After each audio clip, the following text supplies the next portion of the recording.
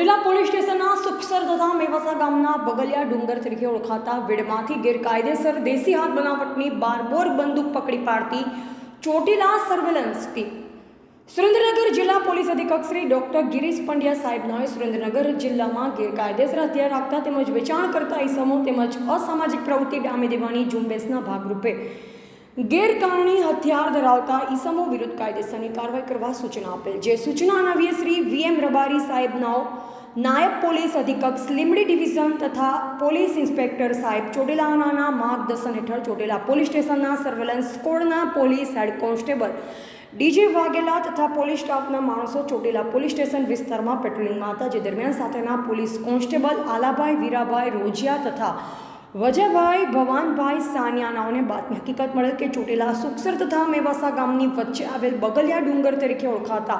વીડમાં એક કિસમ રમેશભાઈ ઉર્ફે જોગી નાથાભાઈ રાવળ રહે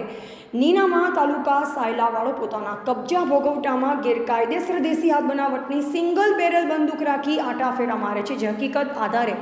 બાતમીવાળી જગ્યાએ રેડ કરતા સુખસર તથા મેવાસા ગામની વચ્ચેના બગલિયા ડુંગર વીડ વિસ્તારમાંથી મજકૂર ઇસમ સદર હું દેશી હાથ બનાવટના સિંગલ બેરલ બંદૂકનો ઘા કરી નાસી જઈ બંદૂકની કિંમત ₹2000 ગણી હથિયાર ધારાનો કેસ શોધી કાઢી મજકૂર ઇસમ વિરુદ્ધ ચોટીલા પોલીસ સ્ટેશન ખાતે આર્મ્સ એક્ટ મુજબ ગુનો દાખલ કરેલ છે. અહેવાલ અફઝલ મુલતાની, સંબંધ ભારત ન્યૂઝ, ચોટીલા, સુરેન્દ્રનગર.